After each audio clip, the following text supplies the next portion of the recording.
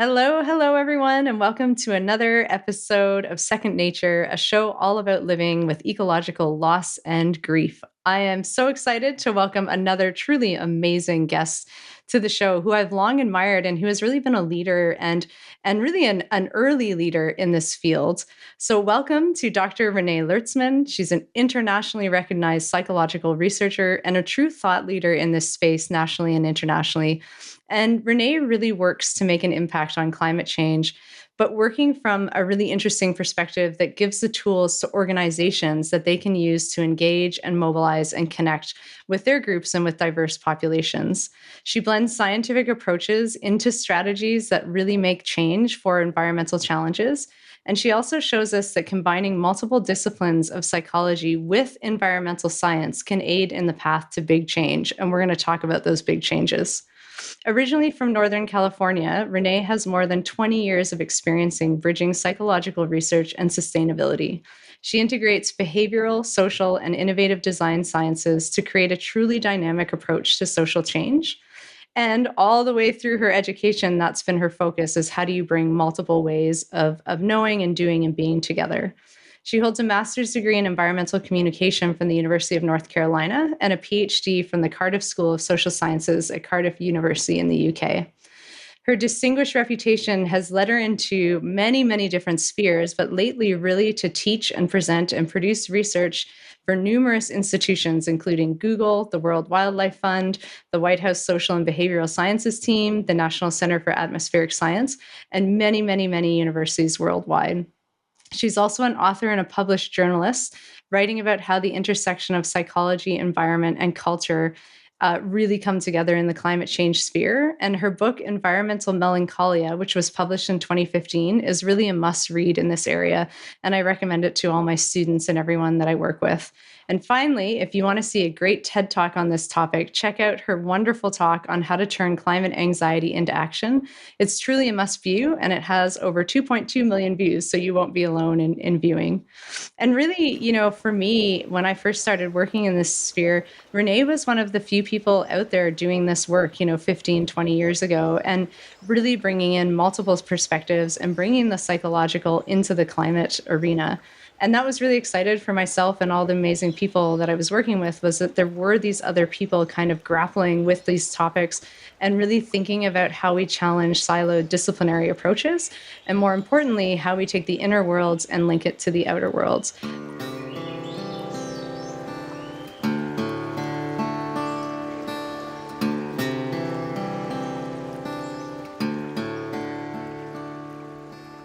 So this is really exciting. I've long watched Renee's work and been a huge fan and have the opportunity to connect with her multiple times, but we've never been able to have a truly in-depth one-on-one conversation. So welcome to Second Nature, Renee, and I'm really looking forward to having you here. Thank you so much. Likewise, feeling the same. Yes. So, Renee, you have had a really fascinating journey and career and work in this area. But I'm wondering if you can tell us about what led you into the ecological grief and loss sphere and your own journeys and entry points into this area. Well, as we know, sometimes our origin stories are not always clear or straightforward, right? But for me, it goes back to sort of a confluence. My family system.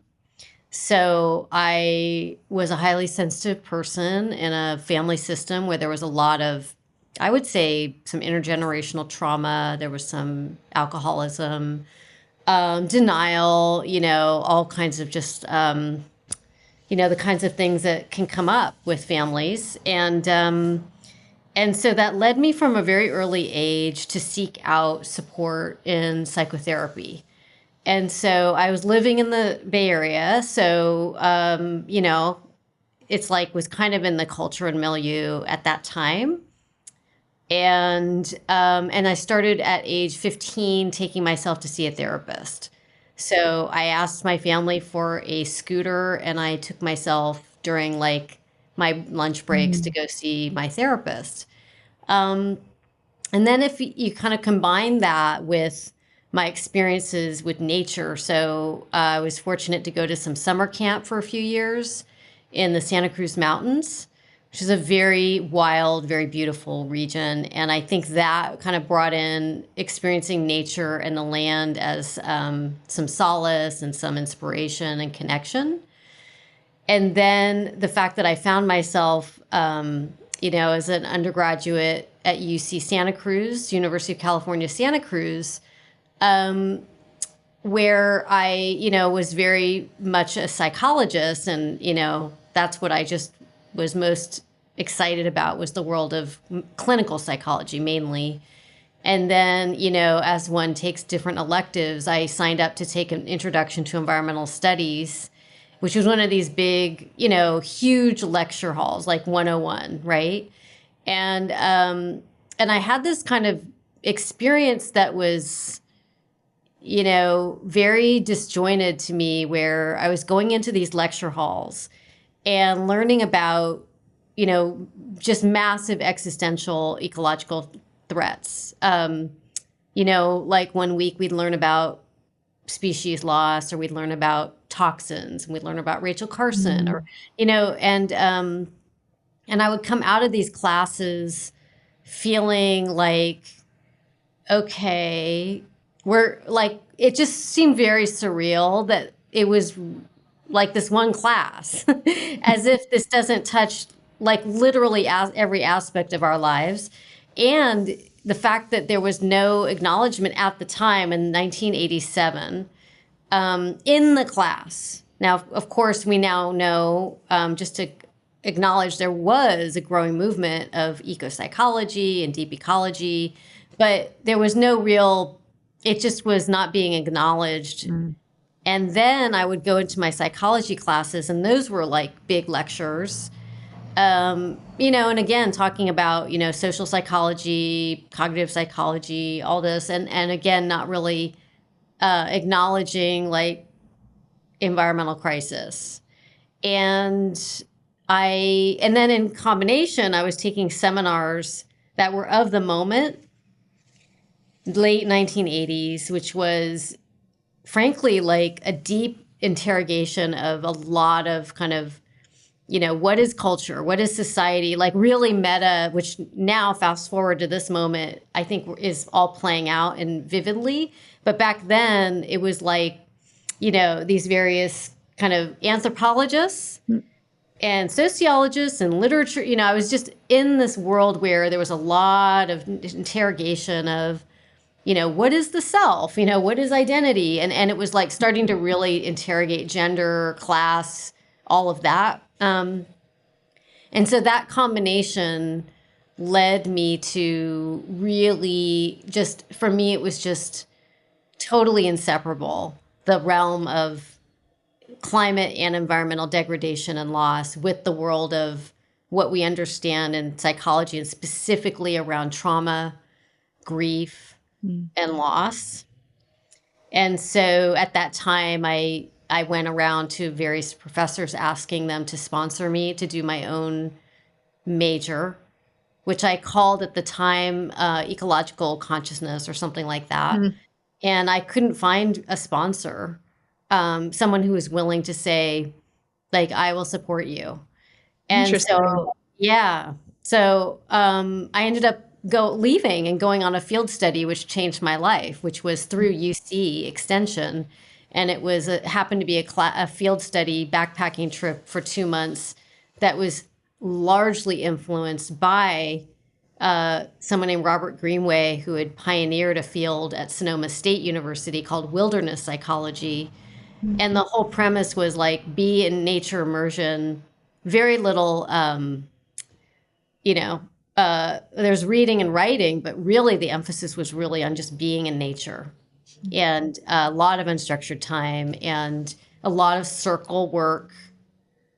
And that kind of really kind of solidified my path at that point. And I was just like, okay, this is it for me. I'm going to somehow figure this out. So that's kind of how it all kind of came into being and got going. So California, interestingly, was a really important part of my story. It's so interesting too, because I find now, even, 40 plus years later, the environmental sciences, while they've gotten more prominence in the science field, they're still siloed off from the psychology and from the emotions. And I've had so many students over the years, and I know you've done a whole bunch of work with youth, where they take those courses and then they're left devastated because the entire course, as you said, is about loss, damage, degradation, changing environments, species disappearing, and then that's it. Then they're sent to their next class. And so I've talked to so many students who are like, I can't function after my environmental science lecture. Like, I have to go home. I'm so exhausted. And we're just sort of, not putting the supports in place to realize that while you're learning the science piece of it, that the human emotional piece is so devastating, and that so many people are carrying that burden. So it's so interesting to hear kind of that some things have changed a lot in the eco-psychology field, and all of the work that's happening is there, but it's still not integrating into the systems and the institutions in the way that I think people really need at this time. And I know. certainly needed when you were in university, but just Yeah. increasingly needed as we move forward. Yeah, exactly. I mean, the thing is, that's what in the psychodynamic, clinical trauma-informed world, that is called splitting. When we split off, when we disavow, which is to say, you're not denying something is there, but you're just kind of choosing to put it over here, that is still very much alive and active. And because in actuality, these are inseparable. In actuality, we already know everything we need to know from the, neuroscience, although I don't think we need the neuroscience because we've known this for thousands of years, that, high stakes change the way that we process the world. And there is no information that is without some sort of like affective charge. There is no information that, it's like that itself is this kind of myth that you can talk about facts and data without recognizing, well, what's the affect, the AFFECT, the feeling tone that is evoked by data. And until that's recognized pedagogically, we are going to continue to see this kind of splitting, which, unfortunately, just kind of, I think it's irresponsible and kind of violent, to have people go through an educational experience. And I'm going to include even at science institutions, nature centers, like I'm talking about any context, films, documentaries, where you're introducing like, here's what's happening with the planet. And unless you provide some context to help people process that, that is actually re-traumatizing. Yes, so I think the splitting and the disavowal is so interesting because I think about this a lot. Like every time people want me to give a talk on grief and loss, I always ask them, like, do you have supports in the room? Or is your, like, if it's, say, a government organization, like, will your organization continue to provide supports after the talk? If it's a university class, I always ask the prof, like, will you be continuing to support students through it?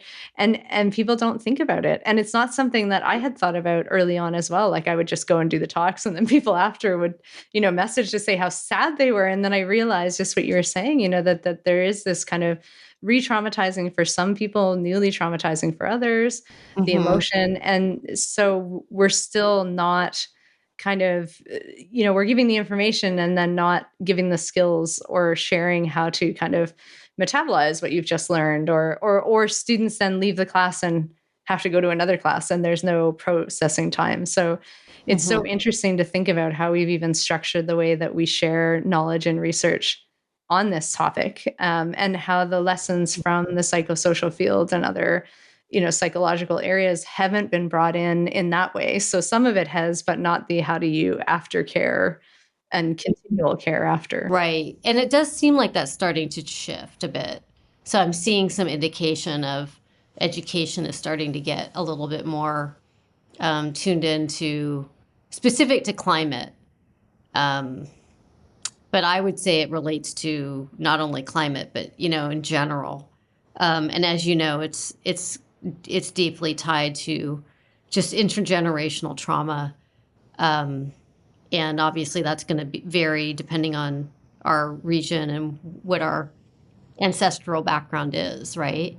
Mm-hmm. But it's really, I think we're at a moment now where it seems like there's more acknowledgement and receptivity in general to this kind of thing because people are in more pain, probably. So, Mm-hmm. yeah, I guess I'm curious to know, based on your work and research, um, what do you recommend, for classes and groups? And what is there like a process that is your go-to for helping people kind of, you know, cope? Yeah, it's interesting because as a non-psychologist or counselor, I'm always really careful there. So I'll tend to direct people to people like yourself and like the work that's out there. But then also just talking about the things that we know generally support human wellness, like being outside and having that connection to nature and finding that awe and that ability to go outside and take that time, get away from electronics, decompress, that immersion piece. So Mhm.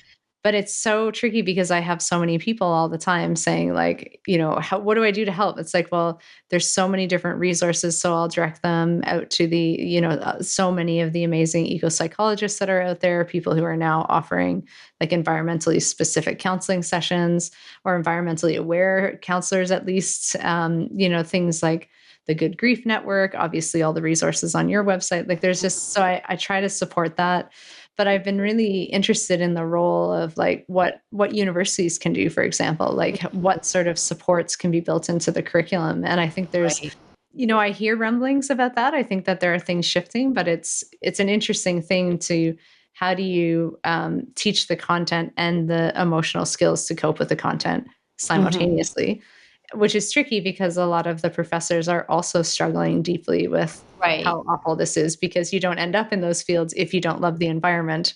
And Mhm. then you love the environment and then you know all the terrible things. And so I Mhm. think people are Mhm. carrying that heavy load themselves too. So Right. yeah. Yeah. So after your immersion for the 2 months in the field, how then did that shape your trajectory? Like how did that then put you where you are now, all these years later, doing some really incredible work? Well, it was affirming, which is why I do recommend. There are some things I recommend consistently, which is small group works, being in small groups where they function like a circle, like a council, that kind of thing, where there's a lot of opportunity for sharing, for reflection. Um, so it was very affirming. So I came out of there and I basically left. I didn't go back to Santa Cruz. I went up to Northern California in Sonoma County, and I was, just kind of accepted that I was going to need to create my own major. Hmm. And so I ended up going into a highly interdisciplinary program at Sonoma State, which was a school within the school, so a very small liberal arts program called Hutchins, based on the Hutchins School in Chicago. And it was all seminar, it was all interdisciplinary. Um, and there I was able to, kind of bring a lot of this together and synthesize what had been coming up for me for the first few years of my undergraduate and the field study experience. And I did actually, I gave my first conference paper coming out of that in 1993 called Ecological Trauma Hmm. at a big interdisciplinary environmental kind of conference in North America. So for me, it was just like, this is just what I was doing. No question about it whatsoever, ever, ever. And what form that takes has varied. So, for a while, I was very focused on communications, like, oh, that's my field. I'm going to really focus on communication and, get the master's degree in communication studies. And I worked with a lot of organizations. I've worked with branding agencies. I've worked with comm agencies. You know, so there's that. And then there's like research world. And so I'm not saying it's been straightforward at all. I'm saying that it's been very clear for me that this was the intersection that I was going to focus on. Hmm.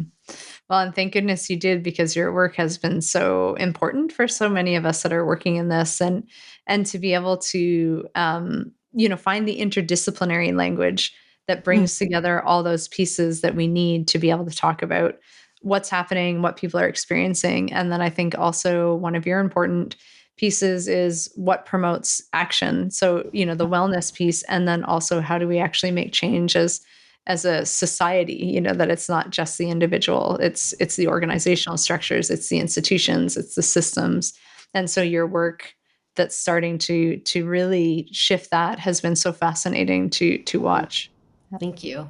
I'm wondering if we can talk about how you ended up kind of moving from the individual and the groups to the organizations and the institution, and what led you into. I mean, as far as I know, you're the only person working in this sphere that I've really come across, linking all of these pieces and then doing it at this large, Mm. often multinational corporation work as well. Right.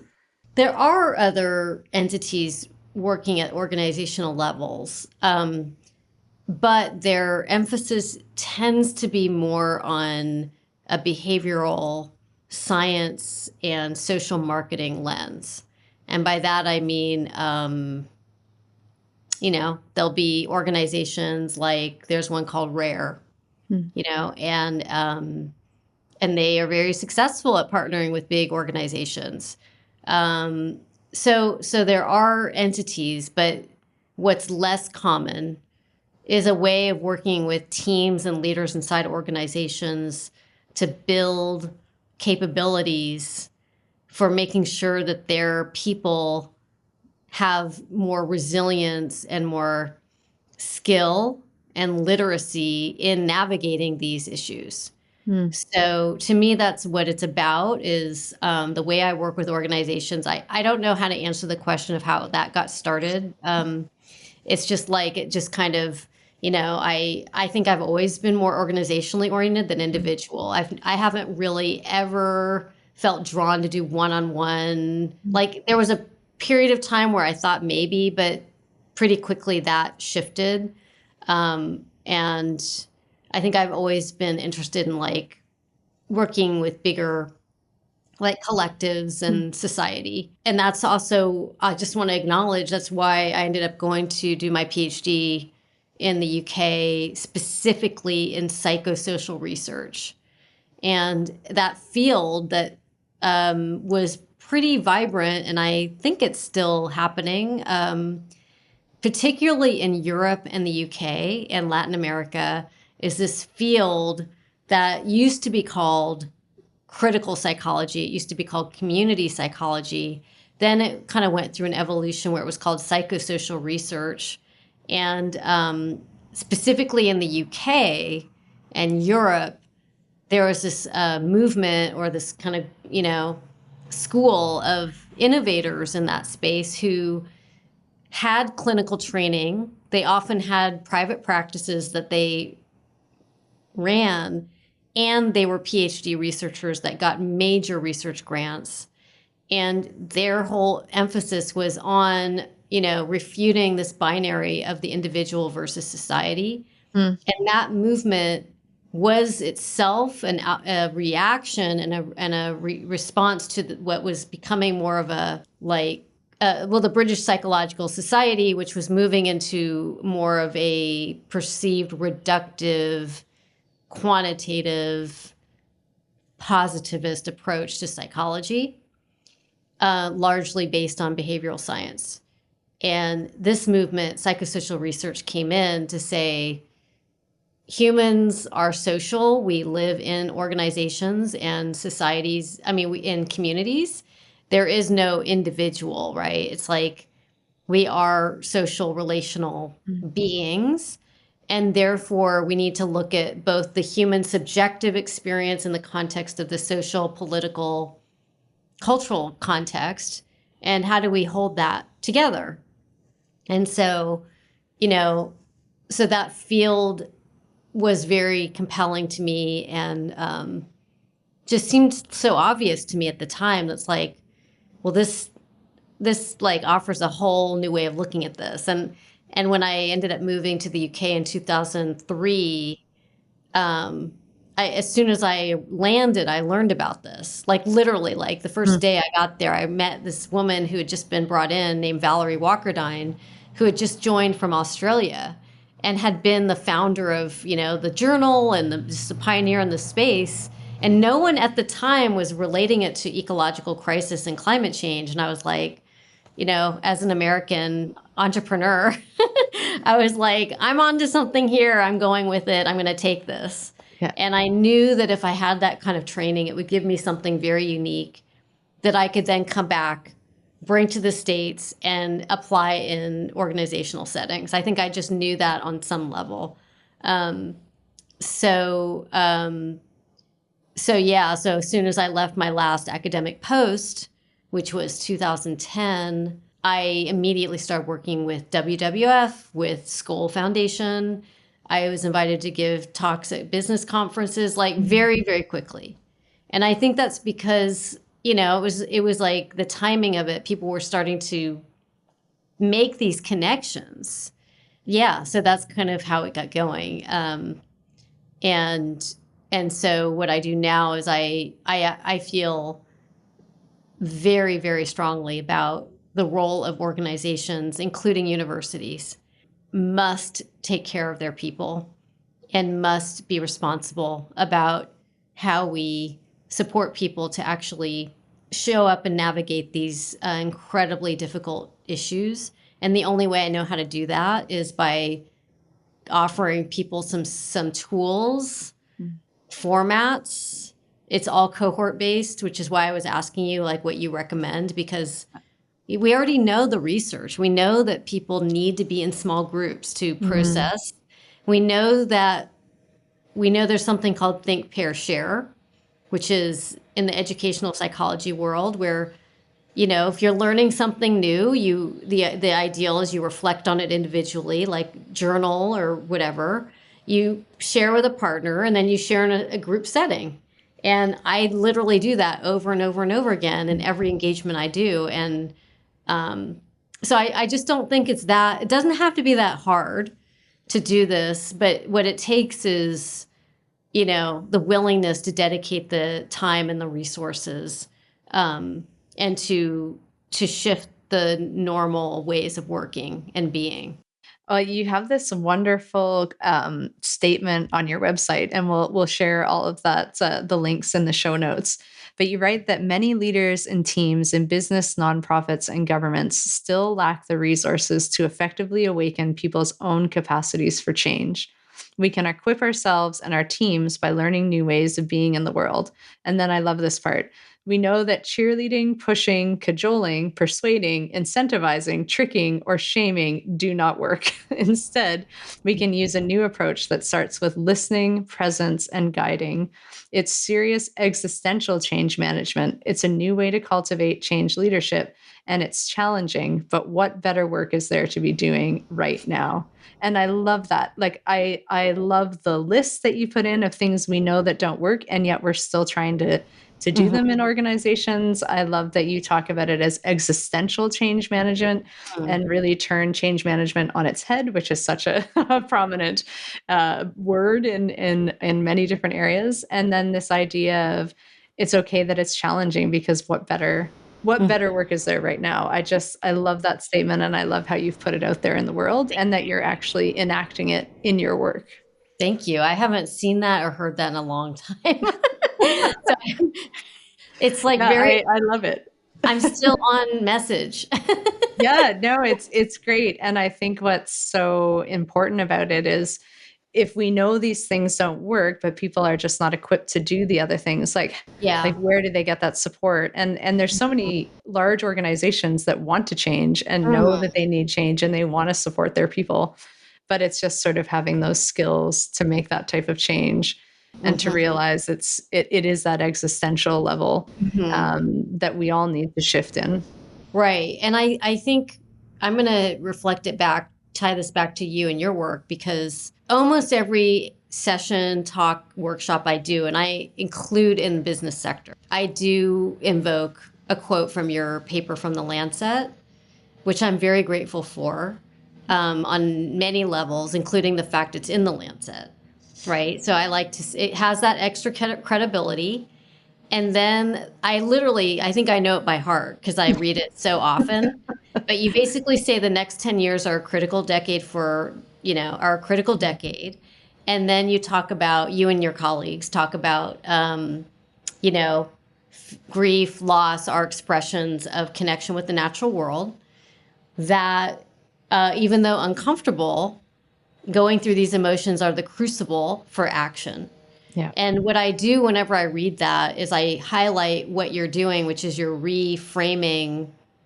There's multiple reframes there, but the main reframe is how we relate with the experience. The emotional experience of these issues is an expression of relationship. So that's affirming. And two, a crucible. And then I tie that to small group work. So I almost immediately follow that with, here's your opportunity to think about how are you going to provide that crucible for people to work through so that they actually become activated. And let's now look at what that might look like in as far as like small group work or retreats or, some sort of like circles or something like that. So that piece has been really, really powerful. And I've gotten a lot of, leverage from invoking that work, including the academic, because we need sometimes to pull that in. Like, Yeah. this researcher said this in the Lancet, so this means it's true. Yeah. Yeah, and I think so much of the work that you're doing, and also like why when we were writing that piece, we were trying to show it with the image of a crucible is to that it is hard and that's okay, and we Mm. still have to do it. Right. That actually finding meaning in the hard, or as people say, finding meaning in the suck. Like that it will be hard. It's going to be difficult, but that doesn't mean we shy away from it, and that actually means that we find that sort of meaningful work in the difficulty. And I do totally agree. We can't do it alone. Like Mm-hmm. it needs to be in these group settings and ways that we can kind of find strength in each other, but also have others hold us accountable to remind us over and Mm-hmm. over again that it is okay to do the hard work, because what Mm-hmm. else, as you say on your great quote there, what better work is there to do right now? What else do we have Right. to do with Right. ourselves as a species right Mm-hmm. now? Yeah. Yeah, and it's interesting because I think so many people are experiencing it, and so many more and more the emotions are escalating, the mental health impacts are escalating.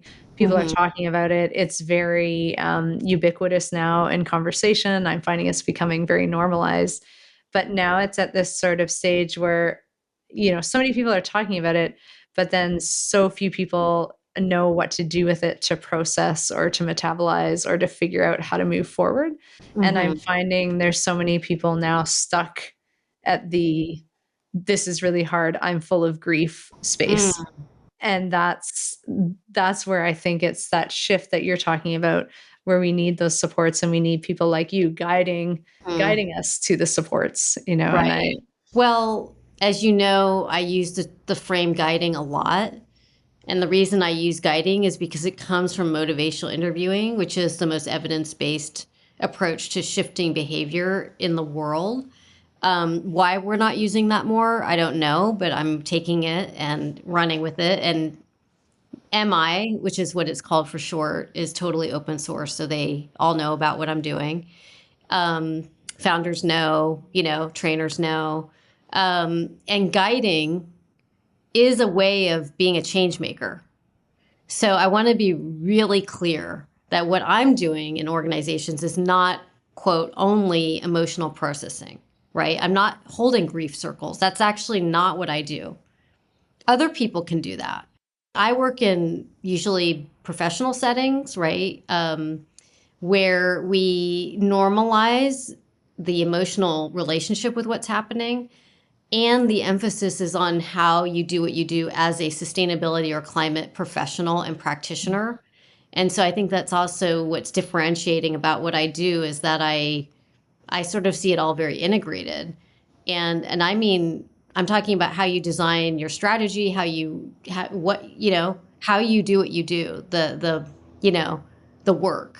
And so, for example, I'm working with one very, well-known multinational company who want to completely reimagine employee engagement. And they want to evolve from being the yell, tell, sell. Mm. And they want to evolve from the model of green teams with champions and ambassadors. That language I find really kind of triggering because it's like, I don't want a champion or an ambassador or a coach even. I mean, that's a whole other conversation. I would like to feel guided, partnered with, invited and engaged, right? And I want to feel like I'm joining forces. I'm not like the recipient of a campaign that's being pushed at me.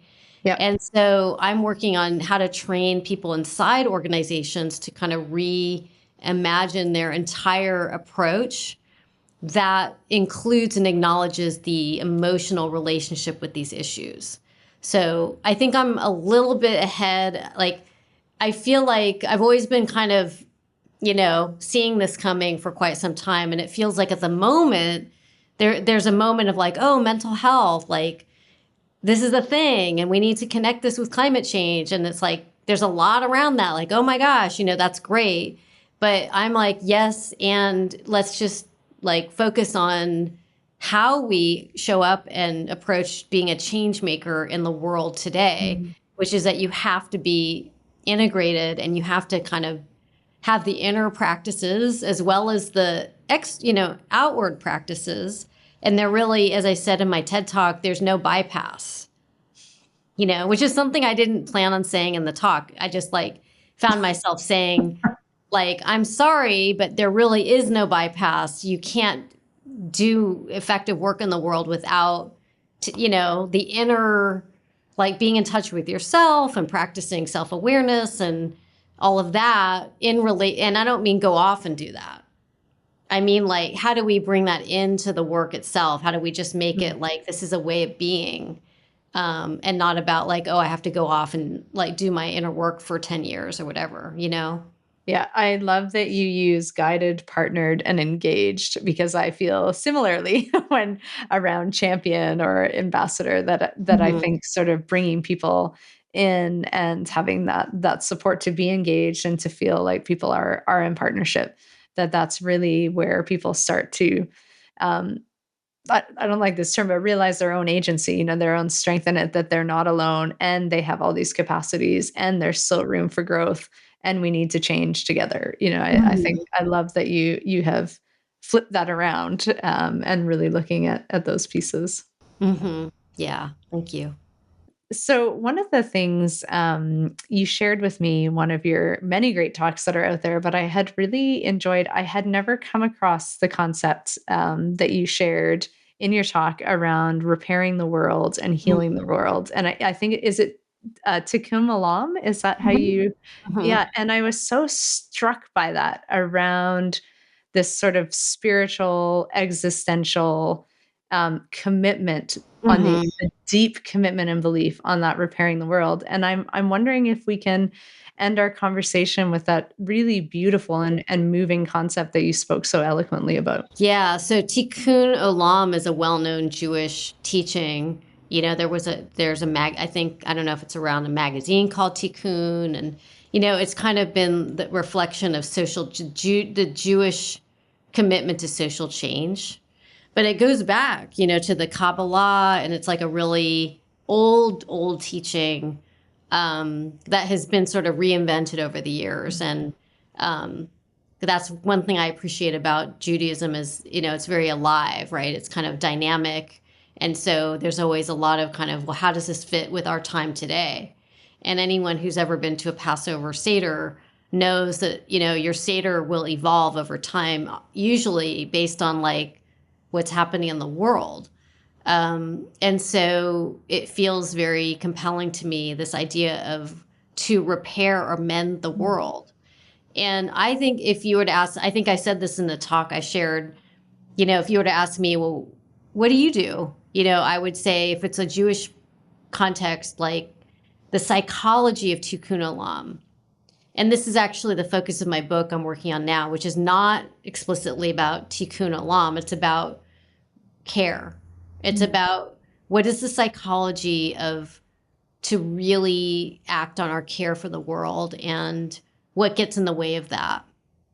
And I'm not overlooking structural, like people who are dealing with like genuine existential crises and survival and displacement. And so I'm not ignoring that.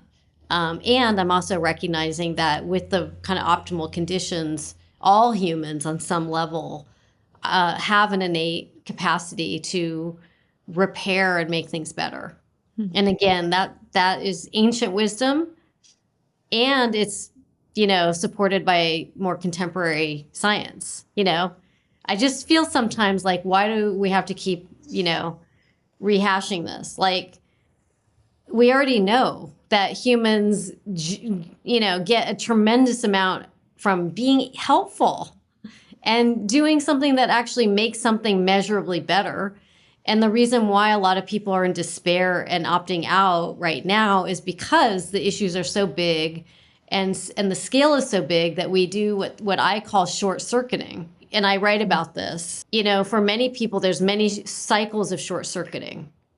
So you hear or experience something and you feel, oh my God, I want to fix that. I want to make that better. Then you immediately feel like, but it's so big, there's something I can do anyway. And then you just kind of redirect and like either distract yourself or shut down or maybe feel depressed, like, turn something on, start scrolling. Yeah. And that's energy that was like, there's potential and then it's just gone. And so what I'm wanting to do is kind of look at that more closely, really help people understand what's happening. And then by understanding, be able to say, oh, I'm short circuiting right now. Like, let me pause and let me like, reframe for myself. Like, yes, it's very big. And, absolutely whatever I can do is meaningful and incredibly important. But it's taking a leap of imagination to do that now because, we're in a situation where it's easy to feel a lot of futility. Mm-hmm. And I think there is there is some futility, right? So I'm not saying that, oh, let's kind of change our mindset. I think with you, like, I think we share a desire to help people be with what's real and still hold the possibility for, human agency and imagination, but not discount like the realness of loss that's already has happened, which I know you experience in a very visceral way with the communities you've been working with. Mm-hmm. And I just love that. I was so struck by like really putting that individual and collective emphasis that we have the capacity to care and therefore repair and mend and heal, and just how beautiful that was. And it's so interesting, Renee, because it really strikes me what you're talking about and how it connects. Because one of the things that I always end these shows with is a really wonderful quote from Francis Weller, where he writes, "It takes outrageous courage to face outrageous loss." And I think that what you're really showing us is the outrageous courage side, that it takes so much courage and so much strength to face the outrageous loss, but that we need to do it. And it is so important. And I'm just so appreciative of having you on the show today. And I'm so appreciative of all the work and all the time that you have invested in this area, and how much that I've personally learned from it, whether it's from afar and reading your books and reading what you've written and watching your talks, and as well as from our interactions over the years. And I just really want to thank you for the work that you do and what you add to this space. And thank you for joining us today on this show. Thank you so much. And likewise, I have so much respect and admiration for you as well in the realms that you're in and are leading too. So thank you. So thank you, everyone, for joining another episode of Second Nature. I'm so happy that you were here to share this conversation. And as we were just saying, it takes outrageous courage to face outrageous loss. So courage, my friends, and until next time, take very good care. This was Second Nature, Living with Ecological Grief.